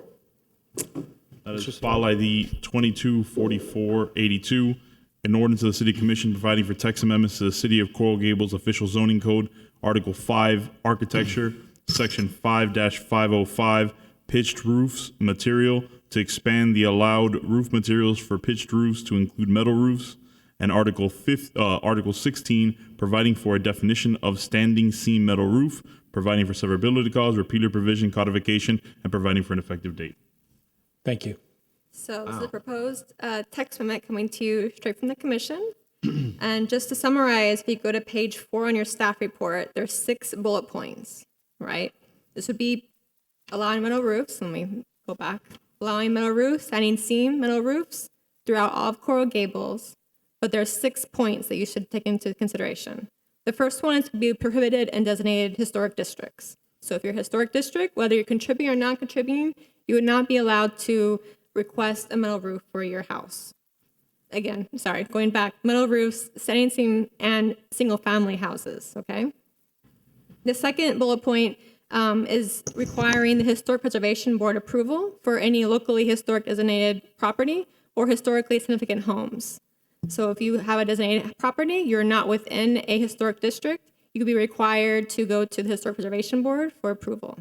And that's already captured in the zoning code, but it's just clarifying for this text amendment. The third one is limiting a standing seam, like I said. The fourth one is no imitation materials allowed, as in no imitation materials. So you can't have standing seam that's colored copper color and call it copper. You can't have clay tile that's really metal. The fifth point is it can be painted after installation. You said it cannot. Cannot be painted after installation. Correct. And the sixth point is very important, that this is really subject to full Board of Architects review and approval. So not panel discussions that I'm sure the architects here are aware of. It'd be the full board approval. So it has to be a full board, not just. Not the panels. Not correct. panels. Okay. I'm confused. I'm sorry, but I am confused. I understood that we could do copper roofs before. Yes. Only copper roofs. Mm-hmm. So you're saying you can't do imitation copper, but that means that if you're doing a aluminum roof that's painted any other color is allowed. I've heard this argument There's before. In other words, Oh, yes, you have. so you want roofs that are painted, not painted later, painted. A gray painted roof is allowed, or a slate. the color is reviewed and approved by the Board of Understood, Architects. but it's an aluminum roof, standing seam, It's a galvanized steel. galvanized steel, or It's a yeah, galvalume, it's a and it's galvalume. painted, so these are just painted. Composition. Yeah, I mean, I know what they are, I just want to make sure that's what you're allowing, and then the standing seam is the, yeah. Can you paint a copper roof? I know you wouldn't do it, but you could paint a copper roof. I believe you can. That's an iron. It's, oh, my God. No, actually, I think there's language, and I have to check. I believe there's language about the natural patina, so I don't think you're allowed to for zoning code. So who brought this forth at this point in time? Where is this coming? Is The obviously commission's requesting it. God So it went to bless first them. reading, the second to last meeting of the commission for first reading, and now it's coming to you guys for recommendation. I mean, before the color palette was very limited to 3 or 4 colors. And then the pitch on the roof was restricted on the regular homes, so it didn't look good. It looked more flat.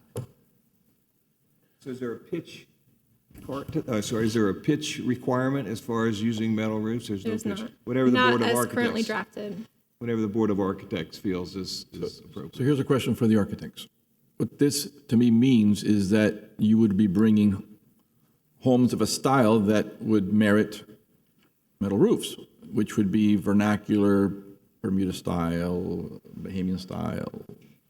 Is that something that we could promote comfortably in the city? Because that's what's going to happen, right? Who else is going to put a standing seam if not a house that sort of merits that? So this is sort of tending to say, let's open up that kind of design to happen more often. Is it not? I have a long answer to that. Okay, I because wanna hear it. was involved years ago when this fine gentleman was a commissioner. And we almost had his support on that. But I'm going to let Julio answer that first. And then I'll just want to take about 10 I minutes. asked both the architects. So you guys can take it. You go ahead, because I have a longer story to tell. I'll let you do the story. sure? Yeah, I'm sure. It's funny because when we're talking about the diversity and style and all that, I brought up that Merrick had the wisdom to have different styles. And the only style that has not been able to prevail up to now, hopefully this changes, is the Florida vernacular art. There was one style, which I make this argument with Tom Mooney. What's the name of the architect and attorney that actually started this thing because he wanted to put a metal roof? Michael? No. No, he's with Greenberg Trory. No, it was Robert Fine. Robert Fine. Yeah, that's right. And Robert Fine, Tom Mooney, and I I sat on the. That's right. tried and failed. I live one block north of Granada, and I don't remember who put the line. I think it was Coral Way, and then it was Bird Road. Eventually, there was a window of opportunity open for 90 days for people to come in and submit for this. And then eventually was relegated to the South Gables because it was deemed that the South Gable was compatible with this. And we drafted, Tom Mooney, Robert Fine, Tom and Mooney I. wanted to do it in his house. But Tom wanted to do it. He lives in North Gables. I live in North Gables. And we failed. Actually, I think we had your vote. Maria Anderson was, but we failed. And the argument, one of the arguments was that we allowed a cement barrel tile roof, fake roof, And it's small. that doesn't age. It's like the same color forever and ever and ever. And say, we're allowing a cement tile roof, and we're not allowing a carefully guided, regulated, standing seam roof with certain palette of color, the standing seam height, the pitch on the roof. If you're next to a historic house, if you're in a historic district, if you go to the Historic Preservation Board, if you go to the Architectural Board, there's ways to be able to expand. Vinny, I'm sorry for the long answer. No, I wanted it. The styles of architecture in Coral Gables being respectful. Merrick actually did that already. Why not do it now? Well, at that point, I spent probably 2 years with black top of my house waiting to see if they could miracle happen. It didn't. Now I have flat cement tile. But I am all for it. I am all for it. I do think that probably should be added that at least a 5 and 12 slope should be, because if you start putting standing metal roof too flat, It then looks it's bad. going to look Yeah. warehouses, right? You don't want that. So I don't know what you think, but other than adding, making sure that we're controlling the color, that the standing seam, there are certain standards, that the material, it's a certain, that we control, I don't know, maybe the study has been done, the galvalume, and it reflects heat. It's easy to repair in case of a hurricane, a lot quicker than barrel tile. And I think it makes a tremendous amount of sense. And I kept asking, why is it that we allowed, the only metal roof that we are allowed right now is copper, which happens to be the greatest conductor of heat and electricity in the state where lightning is, where the lightning capital of the world. So it gets hot, copper, but we allow copper. So why not allow this that I think hopefully we can approve, because it's energy efficient, it's easy to repair in case of a hurricane, it breaks less in a hurricane, and it's got a whole bunch of qualities that are good. And then I think with all of these regulations, I think it will be very interesting. So Before we do Enough that, said. I'd like to open it for public comment. Do we have anybody in the chambers?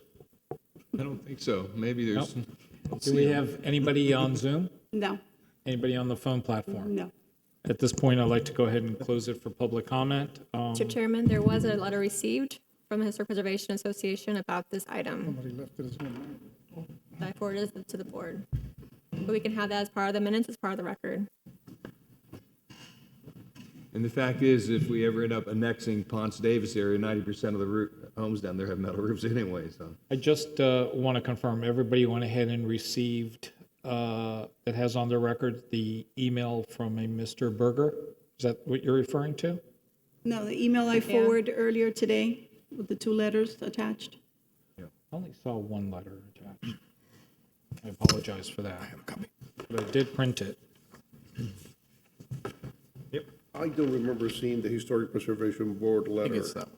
Is there a way to, is it too long? Can it be read? Or? Well, it's not the Historic Preservation Board, it's the, Historic It's Preservation the Historic Preservation Association of Coral Gables. Okay. It is Yes. not a board of the city. right, Okay, I'm sorry, but that's the letter you're referring to. yes. Okay, yeah, I did see that. I actually printed it. Okay. So that's entered into the record. The letter? Yes. You mind if I? And that's on the record. Any? Yeah, I do have a follow-up question for zoning question and the architect. So we know that city allows stucco, make the stucco, easy enough. Siding, wood siding, what is the ruling in the city? Maybe you don't know this answer, but the correct, in some places, maybe to do wood siding. Does the city allow wood siding? And question 2 is, if it's going to have to be siding, is it authentic wood, or is there a synthetic wood that can be used? Because otherwise, what people are doing is they do the stucco in the fashion to look like siding, and it's not. So again, what I prefer is not to start getting things that become, for the sake of having a metal roof, completely off-wall designs that don't make any sense. So I get the Board of Architects has to review it, but can we become authentic and use siding? And what kind of siding? I think there's detailing that you can add, like, for example, the the Florida cottages that you find spread out over the county that have the coral rock base. In my particular house, for example, I was going to put a base of actually coral rock or concrete to simulate a coral base and try to turn it into a cottage. Cottage look. I think it's going to be hard. As a matter of fact, I don't think you can use wood siding right in the city of Coral Gables. I don't think so either. So I'm not promoting it, I'm just asking the question. Right, but we're here for the. No, but the thing is, if you open one thing up and you want to start we're being gonna- upset, I'm not saying that. Pandora's box. If you're going to do something where the style It's deserves still something, raining. is that going to be We already got about closed? 20 more minutes. If the style deserves siding in certain cases, then you're It's a going to good say, point. no, It's a okay, good well, point. you know, okay, at least let's. I think the Historic Preservation Board and the Architectural Review Board hopefully will be sensitive to the point that you're bringing, that although we don't allow wood, there are certain details that should go along with the galvalume roof. So this is not just a concrete block square with a couple of windows and a metal roof, which I believe is That's the point. your concern. That's the point. Julio, any comments? I love metal roofs. Okay. Not in a Mediterranean house, obviously, but if the style is correct, I think it's. And that would be up to the Board of Architects, which is the last item which has to go through. So that makes sense. Chip, Long overdue. long overdue. Yes, sir. Anybody like to make a motion? Consistent. Let Chip make the motion. I'll move it. Can I have the pleasure of seconded? We have a second. Louis, any discussion? No, call the roll, please. Chip Withers, Yes. Claudia Miró, I guess she left. Julio Gabriel, Yes. Luis Revuelta, Yes. Vinnie Torre, Yes. A.B. Eisenstadt. Yes. Next, we have item E5. Mr. Ceballos, please. File ID 224331, an ordinance of the City Commission of Coral Gables, Florida, providing for a text amendment to the City of Coral Gables official zoning code by revising Article 15 notices, Section 15-102 notice, subsection C, mail notices, providing that a notice radius extends outside of the city limits. Notice shall be mailed outside of the city limits only to addresses that are within 500-foot radius of the property that is subject to the application, providing for severability, reappealer, codification, and an effective date. Thank you.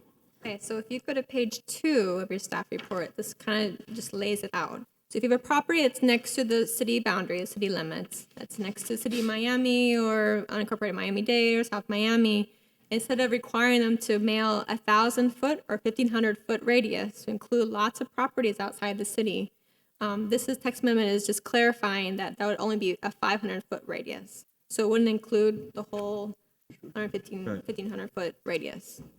Because right now, the zoning code is very unclear of how to treat properties outside of the city. So this is the attempt to clarify that. And why do we have to give notice to the other jurisdictions? So they give Why do we notice to what? us. Is it courtesy? Well, yeah, I mean, it always had been the fact that trying to build, instead of a wall between municipalities, we share with them what they're doing, what we're doing to them, and they should share. And Right. So if somebody from Dade County comes over or a group of them come over and object to your project, you have to take it into account as a neighbor. Well, it started, or I don't know when it started, but when the Bakery Center was first built, there was a big issue with the city really not knowing what was happening in South Miami, when literally right across the street was Correct. I remember that. So it was just a reach out. Do we notify other municipalities of what we're doing, or do we just notify the neighbors? Do you The know? neighbors, property owners. Before we continue, Jill, Sorry. we don't have anybody in chambers, so no. Anybody on Zoom? No. A phone platform? No, I'll go ahead and close the public comment. Chip, continue. Do I have to repeat exactly what I said? No, it's on the record. Well, and to your point, there's actually policies and objectives in the comp plan to be friendly with our neighbors and to notify them of different developments. So we're not changing anything that has to do with the residents. It has Right. to do Oh, only. yeah, exactly. This is only just to clarify what the radius would be for outside the city. Okay. Vinny? No? Louis? No? Julio? No? No comment? Anybody like to make a motion? I'll make the motion for approval. Julio made a motion of approval. Second? Anybody? I'll second. Vinny second? Any discussion? No? Call the roll, please. Julio Gabriel, Yes. Luis Revuelta, Yes. Vinnie Torre, Yes. Chip Withers. Yep. A.B. Eisenstadt. Yes. Item E6. E6, file ID 224582, an ordinance. Let me repeat that. File ID 224582, an ordinance of the City Commission of Coral Gables, Florida, providing for a text amendment to the City of Coral Gables official zoning code by amending Article 2 zoning districts, Section 2-102 multifamily 1 duplex MF1 districts, to modify and clarify provisions related to garages and driveways, providing for repealer provision, severability clause, codification, and providing for an effective date. Are you going to be doing both items at the same time? I can do one at a time. That's fine. I think it might be clear that way. So this item is just striking through certain languages in the duplex section of our zoning code. It's the same language as a single-family house, which is causing issues as far as small lots for duplexes. So we're striking through the language that requires that the facade not be wider than a third of the width of the duplex facade, because that's very difficult to do for these narrow lots, as well as we're striking through the language of limiting how many curb cuts they can have within 100 feet, because again, they need probably 2 curb cuts, depending on the design. It adds more flexibility as far as what you could design.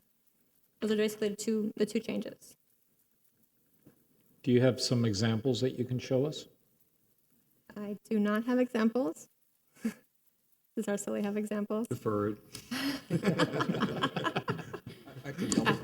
Good evening, Arceli Redila, zoning administrator. So perhaps I can relay a story. Say, for example, if you have the minimum building site requirements for duplex is 5,000 square feet with 50-foot wide street frontage. Now, you are required to have setback 5 feet on each side. You are left with 40 feet for your facade. Now, if we say that the garage is no more than 1/3 of that 40, the car would not fit. So that's why we are striking the language. So you're doing the 1-car garage? Right now, you can't even do a 1-car garage. So we're giving flexibility for those 50-foot wide lot. So now you're going to be able to do a 1-car garage? It would be up to the architect to be able to design it. We're giving them that flexibility. Yes. Okay. Jill, do we have anybody for this item anywhere? No. No? No. Not in chambers, for the record, not on Zoom, and not on phone platform. Thank you. At that point, we'll go ahead and close it for public comment. Any discussion? Chip, any comments? Vinny? You're on this.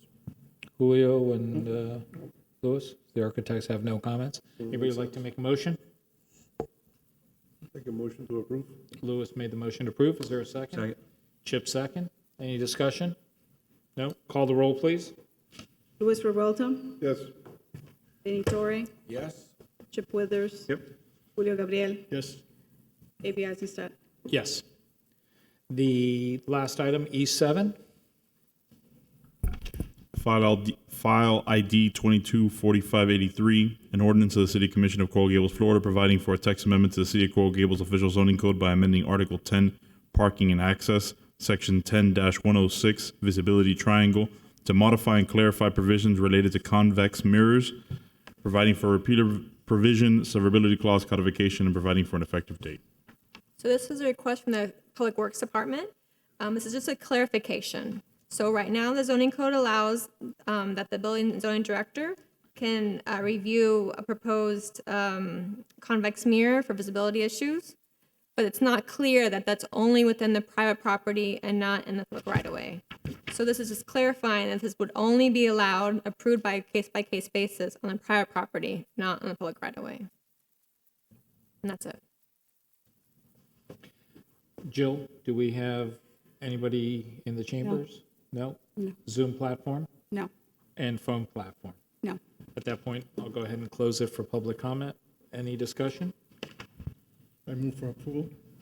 Julio goes ahead and moves for approval. Is there a second? Second. Louis second. Any discussion? No? Call the roll, please. Vinnie Torre, Yes. Chip Withers, Yes. Julio Gabriel, Yes. Luis Revuelta, Yes. A.B. Eisenstadt. Yes. Is there a motion to We did have one more item to discuss the scheduling for the November meeting for planning and zoning. The commission has changed their date to be on our day. So we don't want to have both meetings in case they run a little bit late. Well, we have priority. I'm sorry? We have priority. I'll let them know. And on that note, So we had some dates, if Jill want to read those into the record. Options are November 1st, November 3rd, November 8th, November 10th. So a meeting on each of those days? One of them. No. Tuesday, November 1st. Which day would work best for Will you? that be your 8th Correct. or the 10th? how Okay. about the 1st or the 3rd? November 1st is right after Halloween. So let's, how's the 3rd sound to everybody? It's a Thursday. Everybody And the okay? commission, we also cleared the chambers to make sure that it was open. So Thursday, November 3rd is open? Correct. Yes. Everybody okay with that? November So we're moving the meeting from the 9th to the 9th, 3rd. the 3rd, Done, if we have items. if we have an item. Okay, anything else? That's it. No, is there a motion to adjourn? Motion to adjourn. Vinnie makes a motion. Second. Second, everybody in favor say aye. Aye. Thank you very much, everybody. Meeting is adjourned at 7:51.